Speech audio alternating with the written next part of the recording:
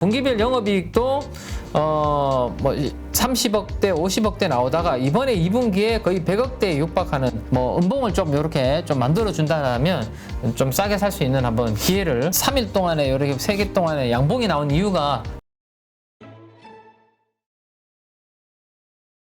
또 하나 이제 제가 이제 말씀드릴 부분 중에 하나가 어디 갔죠? 네, 태양광 쪽. 요 부분 한번 보시면 여기에 레이크 머티리얼즈 아까 조금 전에 제가 말씀드렸는데 요거 이야기를 여기서 한번 해드릴게요.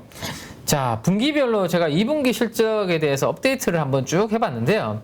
2020년 3월날 이 회사가 이제 코넥스에서 이전 상장을 하고 스펙이랑 합병을 했습니다. 그 이후로부터 이제 분기별 매출액을 업데이트를 해보니까 거의 매분기 매출액이 꾸준하게 요때 잠깐 쉰 거를 빼고 오는 매분기 매출액은 꾸준하게 성장을 잘 보여주고 있다라고 보시면 될 것 같아요. 자, 그 다음에 이제 분기별 영업이익을 한번 보시면 분기별 영업이익도 뭐 30억대, 50억대 나오다가 이번에 2분기에 거의 100억대에 육박하는 분기별 영업이익이 나왔습니다. 94억이 나왔거든요. 그래서 조만간에 아마 100억대 진입을 하지 않을까 생각을 해볼 수 있을 것 같아요. 자, 근데 중요한 거는 영업이익률인데요. 네. 이 OP 마진이라고, OPM이라고 써는 게 영업이익률이라고 생각하시면 됩니다. 그래서 영업이익률을 한번 보시면 거의 30% 가까운 영업이익률을 달성을 하고 있습니다. 그래서 상당히 제조업인데 영업이익률이 좀 높은 그런 부분들을 달성을 하고 있다라는 거 한번 보시고, 그러면 지금 수급은 누가 주도를 하고 있냐라는 것을 한번 보니까 기관들 중에서는 투신이 조금 편입을 하고 있고요. 그 다음 결국 핵심은 이 종목은 외국인들이 수급을 이끌고 있다. 개인들이 지금 주가가 올라오는 동안 많이 팔고 있는 그런 그림이다라고 보셔야 됩니다. 그러면 레이크 머티리얼즈가 뭐 하는 회사인가? 이 회사는 반도체 일단은 소재를 가장 많은 매출 비중으로 가지고 있습니다. 반도체 쪽을 하고 있고요. 원래는 LED 쪽에 전구체 소재를 하던 회사입니다. LED가 있고 또 하나가 바로 태양광입니다. 태양광. 네. 태양광이 이제 빛을 받아서 우리가 전기를 만들어내는 그러한 이제 효율을 얼마나 잘 하는 전력 효율을 높일 수 있는 게 이제 핵심 관건인데, 이 태양광 쪽에 들어가는 솔라 전구체를 가지고 방막을 입히면 이 전력 효율을 상당히 높일 수 있는 고효율 태양전지에 있어서 이 회사의 태양전지가 소재가 들어간다라고 보시면 될 것 같아요. 최근에 지금 태양광 쪽이 어떻죠? 계속 지금 뭔가 앞에 전방이 커지는 그런 부분이기로 가고 있고, 미국의 아예 RA 관련해서 미국 내에서 또 캐파를 가지고 있는 공장을 가지고 있는 회사들한테 수혜가 되고 있는 그런 방향성입니다. 그래서 하나솔루션의 주가가 금요일에도 굳건하게 버텼죠. 근데 이 레이크 머티리얼즈의 전방 고객사가 하나 큐셀입니다. 하나 큐셀. 예. 그러다 보니까 당연히 미국 쪽에서 이 하나의 태양광 쪽이 좋아지면 이 레이크 머티리얼즈의 전방 고객사가 좋아지는 그림이니까 이 태양광 전구체의 매출이 커질 수 있는 그런 부분이 있습니다.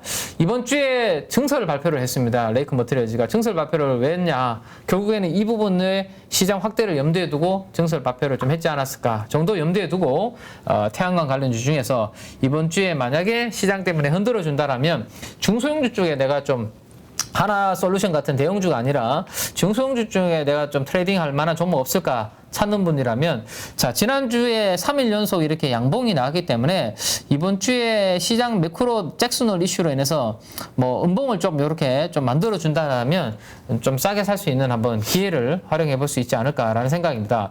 자, 밸류에이션만 한번 다시 업데이트를 해드리면요. 밸류에이션 측면에서는 뭐 OCI가 가장 싼데 이건 폴리실리콘에 따라서 변동성이 커가지고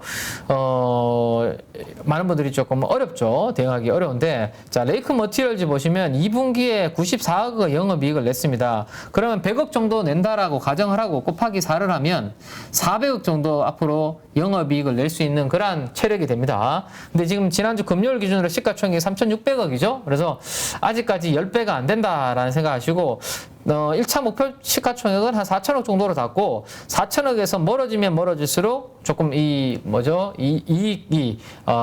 커질 수 있다. 이익률을 높일 수 있다. 그런 관점에서 시장이 하락할 때 조금 크게 흔들리면 좀 분할로 한번 관심 가져볼 만하지 않을까라는 거 염두를 해두시고 한번 공부를 한번 해보시면 좋지 않을까 싶네요. 네. 지난주에 외국인이 상당히 많이 샀네요. 네네네. 4거래일간 거의 거의 120만 주 이상을 샀네요. 네, 그래서 요 부분을 한번 요 3일 동안에 이렇게 3개 동안에 양봉이 나온 이유가 방금 대표님께서 말씀하신 외국인들이잖아요. 그래서 만약에 레이크 머티리얼즈를 내가 이번 주 초반에 시장이 하락할 때 내가 분할로 좀 샀어. 근데 갑자기 외국인들의 대규모 매도가 갑자기 전환돼서 나와. 그러면 이때 끌어올렸던 외국인들이 빠져나가는 그림이니까 그때는 또 리스크 관리를 바로 또 하셔야 되는데 그렇지 않고 외국인들이 자금이 빠져나가지 않고 버티고 있다. 그러면 이거는 시장 때문에 조정받다가 다시 갈 가능성이 높으니까 외국인 수급의 방향성도 같이 체크하시면서 레이크 머티리얼즈는 태양광 관련주 중소형주 쪽으로 한번 보시면 되지 않을까 싶네요.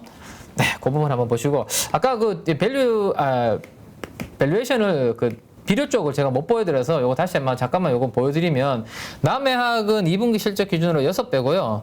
나머지 종목들도 뭐 밸류에이션을 보시면 되는데 롯데정밀화학이라는 회사가 있습니다. 이 비료 관련된 기업으로 좀 한 발 걸치고 있는 기업들 중에서 밸류에이션은 롯데정밀화학이 제일 싼데 이 기업이 시가총액이 높다 보니까 엉덩이가 상당히 무거운 주식이에요. 롯데정밀화학이. 그래서 관련주로는 같이 엮여 있긴 한데 좀 무거운 주식이라서 요거는 뭐 엉덩이가 내가 좀 무겁다 그러면 롯데정밀화학이 뭐 선택이 될 수 있는데 대부분은 그래도 뭐 남해학부터 이 밑에 종목들을 많이 트레이딩 하시죠. 비료 관련된 그렇죠. 테마 있을 때. 근데 이 밸류에이션 표는 그래도 참고하시고 뭐 대형주를 좋아하시는 분들은 롯데정밀화학의 밸류에이션도 한번 보셔도 괜찮지 않을까 싶네요. 네, 여기까지 한번 말씀드리고 사모펀드의 매도 관련주 쪽 한번 보도록 하겠습니다. 자, 사모펀드 시가총액 대비해서 매도 관련 쪽을 보면 일단 현대로템과 같이 이렇게 방산 쪽, 최근에 급등한 쪽을 비중을 좀 줄이는 모습이 있고 또 성일하이텍 또 비중을 좀 폐배터리 관련돼서 비중을 좀 줄이는 이런 부분들이 좀 특징적으로 흐름을 좀 보인 것 같아요. 자, 그 정도 한번 흐름 한번 보시면 되고 그다음에 원자력 쪽에서는 수산 인더스트리 이런 종목들을 비중을 좀 줄이는 그런 모습이었고요. 자, 요렇게 한번 보시면 되고 주간 단위로 제가 월요일이니까 간단하게 또 주간 단위로 또 어떤 쪽으로 많이 들어왔는지 정리를 한번 해드리면 지난 주 한 주 동안 많이 산 쪽은 보시면 풍력 쪽 CS 베어링을 시총이 2% 정도 샀습니다. 그래서 뭐 태양광 풍력 쪽으로는 기관들이 여전히 좀 뭐 매수를 좀 하고 있는 그런 분위기가 좀 느껴지고요. 어제 그 뉴스가 나왔어요. 이제 뭐 외국인 입국자들에 대해서 어느 나라든지 불문하고 코로나 검사를 안 하는 방향으로 지금 이야기가 좀 나오더라고요. 그러면 이제 요것 또한 이제 지난번에 우리 왜 일본과 관련해서 그 이슈가 나오면서 항공이라든지 여행 한번 튀었잖아요. 카지노도. 근데 요게 어젯밤에 좀 나왔기 때문에 지난번에 제가 항공주 한번 정리를 해드린 적 있죠. 그나마 뭐 SCC 쪽에서는 뭐 펀더멘탈과 이러한 좀 뭐 부분들이 그나마 편안한 대상이 진에어가 그나마 나을 것 같다. 꼭 고른다면 그래서 오늘 또 항공이라든지 여행 쪽이 좀 틈새가 될 수 있을지 그 부분 또 하나의 관전 포인트가 좀 될 수 있을 것 같고요. 누구나 1시간 안에 200개 종목에서 좋은 종목을 고를 수 있는 그런 능력을 배양할 수 있도록 제가 도와드리려고 그렇게 하고 있습니다.